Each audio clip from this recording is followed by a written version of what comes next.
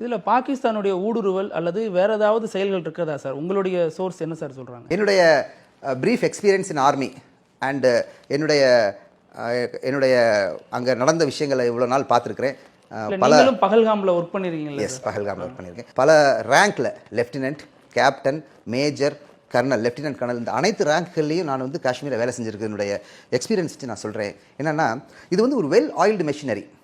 Well oiled மெஷினரினா ஒரு அடிக்கடி இதை ரிஹர்ஸ் பண்ணி நல்ல திட்டமிட்டு செஞ்சக்கூடிய ஒரு விஷயம். இந்த மாதிரி தாக்குதல் எப்படி பிளான் பண்ணுவாங்கன்னு சொன்ன ஒரு அனுமானம் தான் இது. உண்மைன்னு நான் அதாவது திட்டவட்டமாக சொல்ல முடியாது, பட் இப்படி தான் நடந்திருக்கும்னு என்னால் நம்ப முடியும். என்னென்னா, இப்படி எப்படி நம்மனா மேலேருந்து பாகிஸ்தான் டைரக்ஷன் வரும். மிலிட்ரி ஹெட் ஜிஹெச்குன்னு சொல்லுவாங்க. பாகிஸ்தானோட மிலிட்ரி ஹெட் குவார்ட்டர் இருக்கிறது ஜிஹெச்குன்னு சொல்லுவாங்க. ராவல்பிண்டியில் இருக்குது.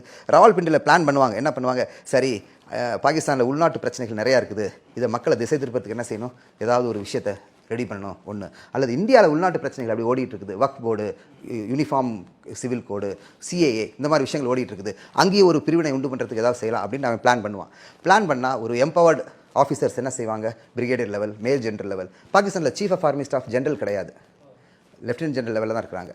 அது அந்த லெவல் ஜென்ரல் ஒரே ஒருத்தர் தான் இருக்கார். பட் அவங்க வந்து சீஃப் ஆஃப் ஆர்மி ஸ்டாஃபினுடைய இதிலேருந்து டைரக்ஷன் அது இது சொல்ல போனால் கரெக்டாக இருக்குது. இந்த சீக்வன்ஸ் ஆஃப் ஈவெண்ட்ஸ் கரெக்டாக இருக்குது. இப்போது அந்த மாதிரி அந்த ஆஃபீஸர்ஸ், சீனியர் ஆஃபீஸர்ஸ் என்ன செய்வாங்க, பிளான் பண்ணுவாங்க என்ன மாதிரி செய்யலாம், ஒரு ஸ்ட்ராட்டஜியை ரெடி பண்ணுவாங்க.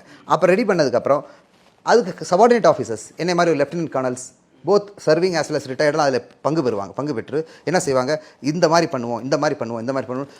அதான் அங்கே தான் இது வருது. என்ன, ஜியோ பொலிட்டிக்கல் சுச்சுவேஷன். இந்தியாவுக்கு யார் வர்றாங்க, இந்தியனுடைய லீடர் எங்கே போகிறாரு, இப்போ என்ன நடக்குது, கோல்டு ஏறுதா, இந்த விஷயங்களை அனலைஸ் பண்ணி தான் பாரு எப்படி எல்லாத்துக்கும் காரணம் இருக்குது. Drug triangle, Afghanistan, Burma, Laos, drug ட்ரையாங்கிளுக்கும் இதில் லிங்காக இருக்குது. ஆர்ம்ஸ், இது எல்லா டெரரிஸ்ட் ஆர்கனைசேஷன்ஸும் எல்லாம் ரொம்ப லிங்க்டாக இருக்கும்.